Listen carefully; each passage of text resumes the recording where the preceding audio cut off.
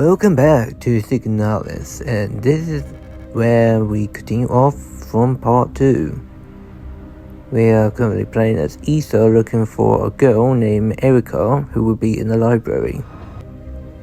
As we are exploring, the cutscene plays out like so.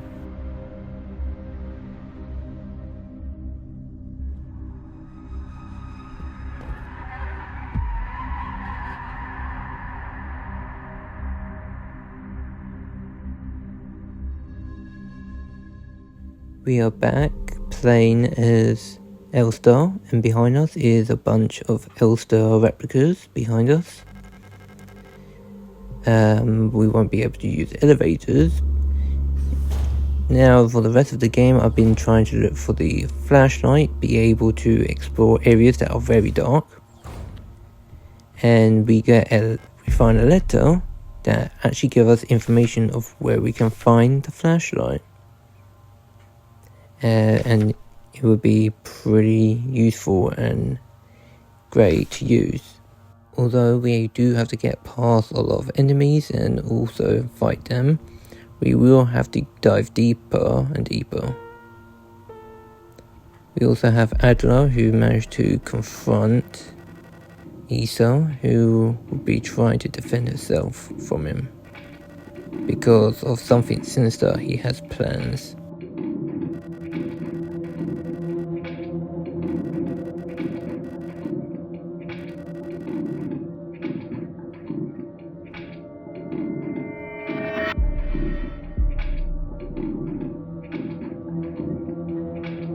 After the cutscene ends, we are into the room from where we dropped from the hole.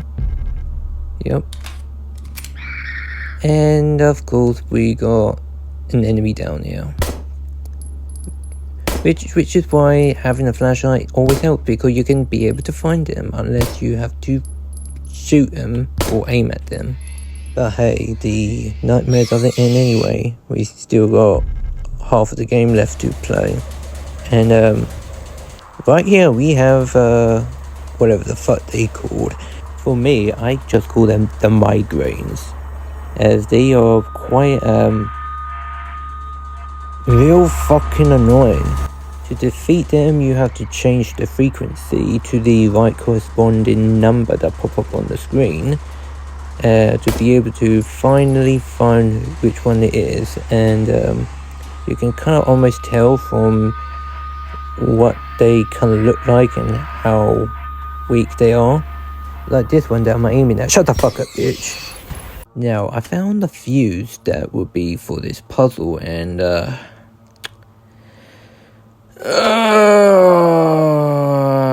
but after using a bit of maths, which I am good at, I am able to solve this puzzle. Now there's power for the whatever these called, suitcase elevators, possibly. I don't even fucking know anymore. Then we found a letter containing information about another replica called Folk, and she's the boss, the one in charge, and she is now in a coma state. And so we find a diary that contains a little bit more of what sort of pain she's going through. She's also experiencing different memories in her mind, in her conscious, of someone that we are looking for.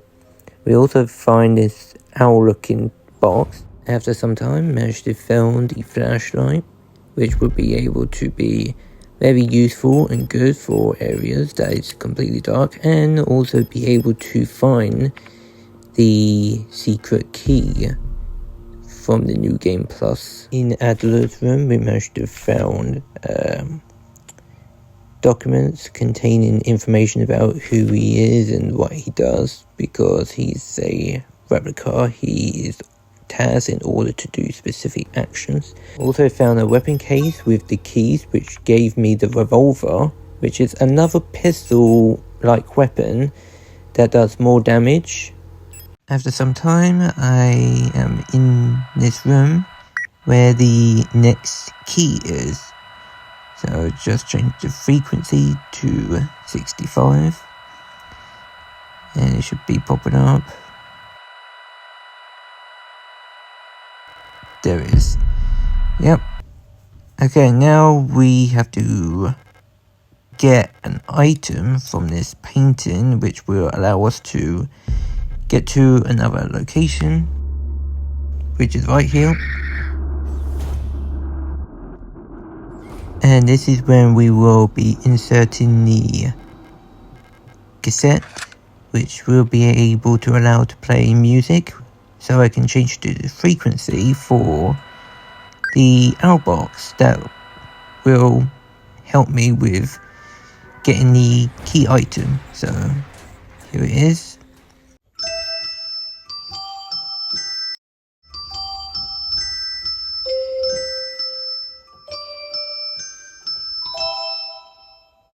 Here's a note left by Adler. It's basically his diary, what he's been doing, and what he's kind of going through, and also has some sort of crush on his boss, who is Folk. And yeah, it's pretty interesting what sort of person he is and why he's been like going through his thoughts in his diary, which I just thought that he was just a bad guy at first, but like he actually has a reason. He has a reason because he wants to be able to wake up Folk from this long coma. So he is kind of just trying to find solutions to that. Now I can go to the mining level. So time to go to the mine.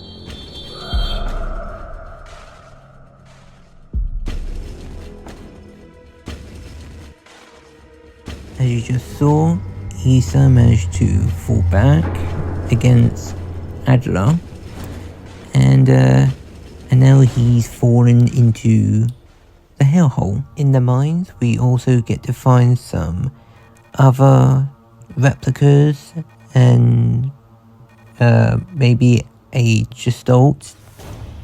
They've all been in the mines, so I actually found one of them, which is one that is kind of similar to the boss that I fought. Also, managed to get the flare gun. The flare gun is pretty good. It's kind of like the thermites, but like you just have to shoot flares. Also, I remember you can use it as a grenade launcher if you find grenade launcher rounds. We also got Alina's diary, who is still trying to look for us while we're trying to look for her. Yeah, so Elster is still looking for Alina, but Alina is looking for Elster. We're gonna go even deeper into the mines using this elevator. Kind of remind me of the same one from Resident Evil 2.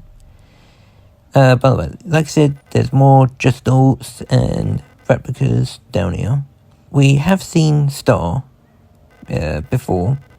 I can't remember about you.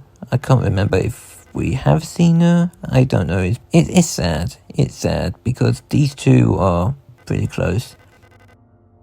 Meanwhile, I have to try and fight and survive against the corrupted replicas that are trying to kill me. Yep.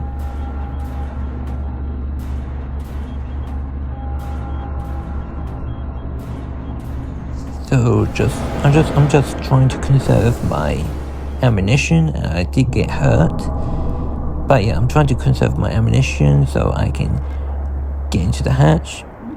Now I'm down here. Time for me to go into that hellhole that Adler fell in. Still, I don't understand with horror games always having characters keep on jumping into a hole that they don't even know where it leads them to. I mean, Silent Hill is an example. Oh yeah, I forgot. We're now on this beach, and we're gonna find and pick up some letters on the ground, and have to follow a trail of them. I'm just gonna be quiet and let it just let the rest play out.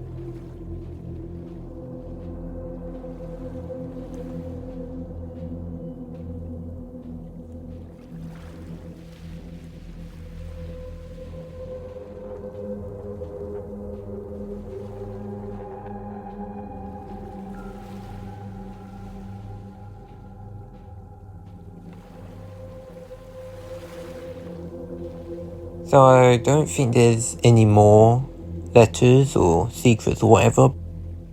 There are a lot of skulls, and my thinking is it might be the Isle of Death, or the Island of Death, I don't know.